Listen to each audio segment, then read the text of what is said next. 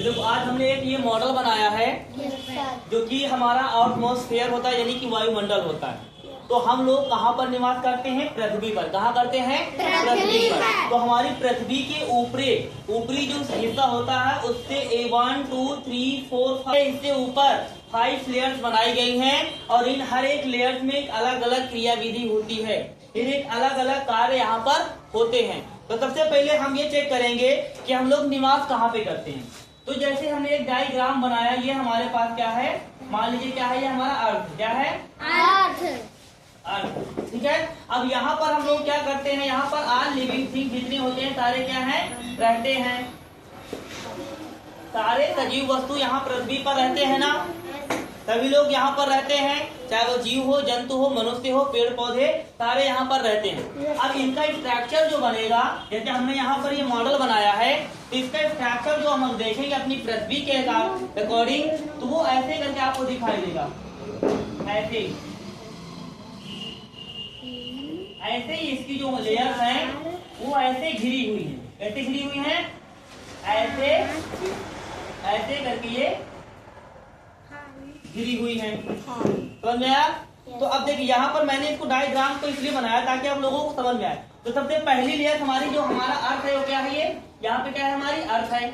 अब इसकी जो पहली लेयर है तो हमारी कौन सी है, ये ट्रोपोस्फेयर, यानी कि जिसे हिंदी बोलते हैं क्षोभ मंडल। तो इसके बाद ये कौन सी लेयर है? ट्रोपोस्फेयर यानी क्षोभ मंडल। ये हमारी इसकी पहली हो गई। अब इसके ऊपर कौन सी है, यहाँ पर स्ट्रेटोस्फेयर यानी समताप मंडल। तो यहाँ पे कौन सी है, समताप मंडल हो गई। इसके ये वाली परत कौन सी है, मेसोस्फेयर यानी मध्य मंडल। ये हमारी कौन सी हो गई, मध्य मंडल हो गई। इसके बाद ये हमारा आपका है थर्मोस्फेयर, यानी जिसे हिंदी बोलते हैं तापमान, तापमंडल। तो थर्मोस्फेयर जिसे हिंदी बोलते हैं तापमंडल। ठीक है। इसके बाद नेक्स्ट एक लेयर हमारी और है जिसे पाइप वाली, ये लेयर को बोलते हैं एक्सोस्फेयर, हिंदी में बोला जाता है जिसे बाह्य वायुमंडल। ठीक है। ये हमारा लास्ट है जो कंडीशन है, ये हमारी कौन सी होती है, बाह्य वायुमंडल। यानी ये हमारे पृथ्वी से जितनी भी लेयर हैं उसकी सबसे बाहरी लेयर जो कौन सी है, वो एक्सोस्फेयर यानी बाह्य वायुमंडल की ये हमारी लेयर है। और ये सीधा जहां जाकर के कहाँ कांटेक्ट होती है, अंतरिक्ष में जाकर के सीधा जुड़ जाती है। तो इन्हीं सभी लेयर्स के बारे में हम एक एक बेसिक से जानेंगे कि हर एक लेयर में यानी हर एक परत में कहाँ पर क्या क्या कंडीशंस में क्या क्या चीजें होती हैं। ठीक है। तो वही चीज हम आज इसमें डिस्कस करने वाले हैं। तो जैसे हम देखते हैं हमारे पास सबसे पहले पता है, ये हमारा जो मॉडल पहला दिख रहा है ये क्या है, अर्थ है। तो अर्थ में क्या होता है, अर्थ में सभी लिविंग थिंग्स क्या करते हैं, सभी सजीव वस्तु निवास करते हैं। पेड़ पौधे, ह्यूमन, एनिमल्स, इंसेक्ट, जितने भी सारे हैं, मनुष्य, जीव जंतु, सारे वो यहाँ पर निवास करते हैं, सारे सजीव होते हैं। यहाँ पर सारी सुविधाएं आपको मिलती हैं, यानी मौसम से रिलेटेड संबंधित जितनी भी क्रियाविधि हैं, जितनी भी गतिविधियां वो सारी कहाँ पे होती हैं, क्षोभ मंडल में। अगर बारिश हो रही है, किस मंडल से प्रकोप है, ये क्षोभ मंडल का। हवा का तूफान चल रहा, हवा बहुत तेजी चल रही है, क्षोभ मंडल से क्रियाविधि होती है। बारिश का होना, तूफान आना, चक्रवाती प्रवाह होना, जितनी सारी समस्याएं वो सब कहाँ पे होती हैं, क्षोभ मंडल में होती हैं। क्लियर हुआ? तो यहाँ पर हम सीधा कह सकते हैं हमारा जो ट्रोपोस्फेयर यानी क्षोभ मंडल है, यहाँ पर मौसम संबंधी सारी घटनाएं घटित होती हैं। क्लियर हुआ?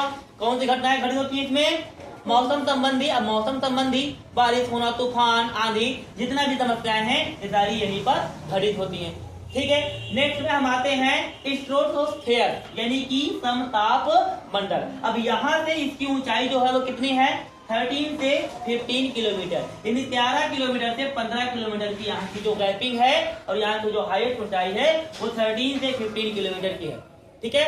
अब यहाँ पर क्या होता है, अब यहाँ पर जो होता है, यहाँ का मौसम जो होता है वो क्या होता है, शांत होता है। क्या होता है, शांत होता है। और यहाँ पर बादल नहीं पाए जाते। क्या, बादल नहीं पाए जाते, जिसके कारण यहाँ पे क्या होता है, हमारे जो आप लोगों ने देखा होगा जो प्लेन्स उड़ते हैं, एरोप्लेन्स होते हैं, हवाई जहाज होते हैं, उड़ते हैं आकाश में, तो हम लोग ऐसे तो अंदाजा लगाने सकते कि ये कहाँ पे गमन करते हैं, ये कहाँ पे उड़ रहे हैं। तो ये आप याद रखिएगा, जितने भी हमारे हेलीकॉप्टर के, हवाई जहाज, विमान है, ये सब सारे कहाँ पे उड़ते हैं? समताप मंडल में रनिंग करते हैं। कहाँ पे करते हैं? समताप मंडल में, क्योंकि यहाँ की जो हवा है वो धीमी होती है, परत पतली होती है और यहाँ पर बादल नहीं होते हैं, जिसके कारण वो सरलता पूर्वक से अपने लाइन को यानी अपने ट्रैक को कंफर्म कर लेते हैं। यहाँ पर उन्हें किसी प्रकार की समस्याओं का सामना नहीं करना पड़ता। इसलिए यहाँ पर हमारा जो है एरोप्लेन है, हवाई जहाज है, इस तरह के जितने भी हमारे एयर ट्रांसपोर्ट हैं वो सारे यहाँ पे क्या करते हैं? गमन सरलता पूर्वक कर लेते हैं। तो इस वाले में सीधा हम कहते हैं। इसके बाद एक इसमें फैसिलिटी और है, हमारी जो किरणें होती हैं, जो सूर्य की किरणें होती है, तो सूर्य की किरणें कुछ हानिकारक होती है हमारे लिए, जैसे पराबैंगनी किरणें जिसे हिंदी में बोला जाता है, वायलेट यानी इसकी 7 किरणें होती हैं जिसे हम पराबैंगनी किरणें बोलते हैं। तो इस लेयर्स में आते आते जैसे इसमें एंट्री करती हैं, यह क्या करता है? अपने आप में क्या कर लेता है? उन्हें अवशोषित कर लेता है यानी आकर्षित कर लेता है। तो यहाँ तक पहुँचते पहुँचते यहीं पर ये विलुप्त हो जाती है, जिससे हम लोगों को यहाँ पर अगर ये सारी डायरेक्ट रेयर जो किरणें हैं ये अगर यहाँ पे आ जाए तो हम लोगों को और टेम्परेचर फील होने लगेगा और हमारा जो लाइफ है, जीवन है, वो बहुत डिफिकल्ट हो जाएगा। इसलिए जो इसकी रे किरणें होती हैं, पराबैंगनी किरणें यूवी, वो आकर के यहाँ क्या होती हैं? एब्जॉर्ब हो जाती है, अपनी ओर ही आकर्षित कर लेता है, जिससे वो यहाँ नहीं पहुंचती है। और यहाँ पर हमारा वायुमंडल में जो हमारा ये एट्मॉस्फेयर समताप मंडल है, यहीं पर हमारा जो एयर ट्रांसपोर्ट है वो यहीं पर गमन करते हैं। ठीक है, नेक्स्ट में हम आते हैं मध्य मंडल। अब जो हमारा जो मेसोस्फेयर होता है यानी मध्य मंडल होता है, इसकी जो हाईएस्ट ऊंचाई है वो 15 से 80 किलोमीटर है। कितनी है? 15 से 80 किलोमीटर है। अब इसका काम क्या होता है? यहाँ पे क्या क्रियाविधि होती है? ये बहुत ठंडा एरिया होता है। क्या होता है? ठंडा एरिया होता है यानी कोल्डेस्ट एरिया होता है, जिसके कारण यहाँ पर उल्का पिंड बनते हैं। क्या बनते हैं? उल्का पिंड।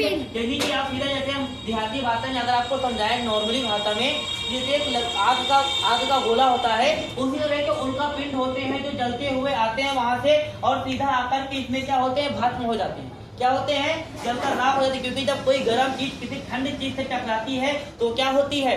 भस्म हो जाती है, नहीं बुझ जाती है। तो यही सेम कंडीशन यहाँ पे होती है कि जो उल्का पिंड होते हैं वो जब इसमें डायरेक्टली आकर के अटैक करते हैं तो वो वहां पर आकर के क्या हो जाते हैं? भस्म हो जाते हैं, यानी जलकर राख जल जाती है। ठीक है, नेक्स्ट स्टेप पे आते हैं हम थर्मोस्फेयर, जिसे हिंदी में बोलते हैं तापमंडल। ठीक है, इसकी जो हाईएस्ट ऊंचाई है वो 81 से 800 किलोमीटर है। कितनी है? 81 से 800 किलोमीटर है। अब यहाँ पर क्या क्रियाविधि होती है? अब जैसे हम लोग घरों में देखते हैं कि सभी के घरों में मोस्टली टीवी लगी होती है, एक हम घर पे छत पे वो लगाते हैं, क्या लगाते हैं? एंटीना लगाते हैं। DTH लगा होता है, वीडियोकॉन का अलग अलग कंपनी का होता है। वो किस लिए लगा होता है? तरंगों को एब्जॉर्ब करता है, यानी तरंगों को कनेक्ट करता है। अब वो तरंगों को कनेक्ट कहाँ से करता है? जैसे घरों में देखा होगा, सभी के घरों में मोस्टली होता है इस तरह के एक लगा होता है ना, DTH लगा होता है ना घरों में, इसके ऊपर एक ऐसे करके गोला गोला सा लगा होता है। उसका काम क्या होता है? उसका काम होता है तरंगों को पकड़ता है यानी कनेक्ट करता है, सीधा इसके ऊपर ठोक देता है और ये जब तरंगे इसको मिलती है तो सीधा क्या करता है? सीधा स्क्रीन पे जाकर के फेंक देता है। इसके बाद जब सीधा टीवी पे हम लोग क्या देखते हैं? हमें चित्र दिखाई देते हैं, हम लोग पिक्चर्स देखते हैं, मूवी देखते हैं, तरह तरह के नाटक, सिनेमा देखते हैं सभी लोग। तो ये काम कहाँ पे होता है? हमारा जो थर्मोस्फेयर होता है यानी तापमंडल होता है। ये क्रिया इसे जिसे हम बोल सकते हैं हिंदी में सैटेलाइट। मैंने साइंस का प्रैक्टिकल करवाया था, एक सैटेलाइट का मॉडल बनवाया था ना, तो सैटेलाइट यानी सैटेलाइट्स के सारे कार्य यहाँ पर होते हैं, यानी विद्युत तरंगों वाले जो काम होते हैं वो यहाँ पर आपके होते हैं समताप मंडल में। क्योंकि यहाँ पर कुछ हमारे इलेक्ट्रॉनिक्स पुस्तक विमान होते हैं जो यहाँ पर क्या करते हैं? घूमते रहते हैं और वो तरंगों को क्या करते हैं? सीधे डायरेक्ट अर्थ यानी पृथ्वी पर भेजते हैं। अब यहाँ पे तरंगे आती हैं, यहाँ पृथ्वी पे आती हैं और सारी इलेक्ट्रॉनिक्स तरंगों को यहाँ पृथ्वी पे आने के बाद नेटवर्किंग का काम करती हैं। कभी कभी होता है हमारे मोबाइल में नेटवर्क नहीं पकड़ता, कभी कभी मौसम खराब होने के कारण मोबाइल में नेटवर्क नहीं होता, बात नहीं हो पाती, मोबाइल का हमारा डाटा नहीं होता, ऑनलाइन कुछ प्रोसेस नहीं हो पाते। इसका कारण क्या है? क्योंकि मौसमी विभाग को जब यहाँ पे समस्याएं होती हैं तो वो पूर्ण रूप से अपनी गति नहीं कर पाते हैं और कहीं इधर उधर उलझ जाते हैं, जिसके कारण हमारे पृथ्वी पर नेटवर्किंग प्रॉब्लम्स क्रिएट होती है, जिसके कारण हमारे सारे काम इलेक्ट्रॉनिक से रिलेटेड होते हैं वो नहीं हो पाते। नेटवर्क से जुड़े होते हैं वो काम हमारे सारे अवरुद्ध हो जाते हैं, सारे काम रुक जाते हैं। तो यहाँ पर सैटेलाइट वाला सारा वर्क होता है, यानी यहाँ से तरंगों को सीधा अर्थ पे जमीन जमीन पे भेजा जाता है और उन्हीं तरंगों के द्वारा हम सोशल मीडिया पे अपने हर एक नेटवर्क का यूज कर पाते हैं। ठीक है, तो सीधा कह सकते हैं यहाँ पर नेटवर्किंग माध्यम का सारा वर्क होता है, सारे जाल बिछे होते हैं, यहीं से हमें सारा नेटवर्क मिलता है, चाहे मोबाइल का हो, चाहे टीवी का हो, चाहे मोबाइल, चाहे सिनेमा का, चाहे जिस चीज का हो, सारे नेटवर्क काम यहाँ पर ही आपके होते हैं तापमंडल में, थर्मोस्फेयर में। ओके, क्लियर हुआ। अब नेक्स्ट हमारी जो सबसे लास्ट एयर है, हमारी लेयर है, वो कौन सी है? एप्सोस्फेयर, यानी जिसे हिंदी बोलते हैं वायुमंडल, जिसकी हाईएस्ट ऊंचाई है 800 से 1000 किलोमीटर। कितनी है? 800 से 1000 किलोमीटर है। ये सबसे ऊपरी परत होती है, सबसे लास्ट हमारी लेयर होती है और ये सबसे पतली भी होती है, क्योंकि अब इसके बाद कोई लेयर नहीं है। सीधा इसके बाद आप कहाँ पहुंच जाएंगे? अंतरिक्ष में पहुंच जाएंगे। कहाँ पे पहुंच जाएंगे? अंतरिक्ष में पहुंच जाएंगे। और अंतरिक्ष में अब यहाँ पर क्या होगा, आप लोगों ने कभी कभी जीके में या एसएसटी में पढ़ा होगा कि कुछ लोग होते हैं जो अंतरिक्ष पर पहुंचते हैं, जाते हैं ना, आप लोगों ने सुना होगा ना, तो जाते हैं ना लोग अंतरिक्ष में, तो वो यही एरिया होता है जहाँ पर लोग जाते हैं। तो यही हमारा अंतरिक्ष होता है, यानी यहाँ सीधा अंतरिक्ष सीधा जुड़ जाता है। तो यहीं पर सारे जितने भी अंतरिक्ष यात्री होते हैं वो यहीं पर आकर के क्या करते हैं? गमन करते हैं। और ये हमारी सभी लेयरों की सबसे लास्ट परत होती है, सबसे पतली होती है, और ये सिर्फ हमारी सबसे लास्ट परत होती है, और इसी से हमारी परतों का समापन होता है। और सीधा इसके बाद जैसे आप पहुंचोगे आगे, वहां पर सीधा अंतरिक्ष में हो जाओगे, सीधा वहां पर आपको अंतरिक्ष मिल जाएगा। ठीक है, तो जैसे हमारे कुछ अंतरिक्ष होते हैं, कुछ वैज्ञानिक थे जिन्होंने अंतरिक्ष में जाकर के यात्रा की है और वहां पे कई सारी चीजों की खोज की है। ठीक है, तो यही हमारा सिस्टम था। ये हमारी जो पृथ्वी है, इसकी 6 लेयर थी। इन्हीं के बारे में बेसिक जानकारी मैंने आपको मॉडल के द्वारा देने का प्रयास किया है ताकि आप लोगों को कुछ समझ में आए। तो आई थिंक आप लोगों को समझ में आया होगा, यस या नो? समझ में आया ना? अभी भी किसी को अगर कोई डाउट है इसमें, किसी भी लेयर्स में अगर कोई कंफ्यूजन है, आप क्लियर कर लीजिए। अभी मैं खड़ा हूं आपके सामने। Any problem? किसी को कोई समस्या इधर? जिस भी लेयर्स में कहीं पर भी आपको कोई डाउट हो कि कौन सी लेयर्स में क्या क्रियाएं होती हैं, एक बार वंस मोर फिर से रिपीट कर दूंगा, लेकिन मेरे क्लास खत्म करने के बाद आपको ये ना डाउट रहे कि हमें यहाँ पर समझ में नहीं आया, क्योंकि मैं आपको पढ़ाने के लिए खड़ा हूँ, आपकी जिम्मेदारी है आप उसे डिस्कस कीजिए मुझे कि सर हमें यहाँ पे समझ में नहीं आया। सारी लेयर्स आपके सामने है, सारे फिगर्स आपके सामने बने हुए हैं, आप मुझे इंडिकेट करिए कि सर ये लेयर में हमें समझ में नहीं आया, कौन सी लेयर में आपको डिफिकल्ट समझ में आ रहा है कि हमको समझ में नहीं आया। सारे लेयर्स के बारे में समझ में आया? समझ में आया? क्लियर हुआ? किसी को कोई समस्या?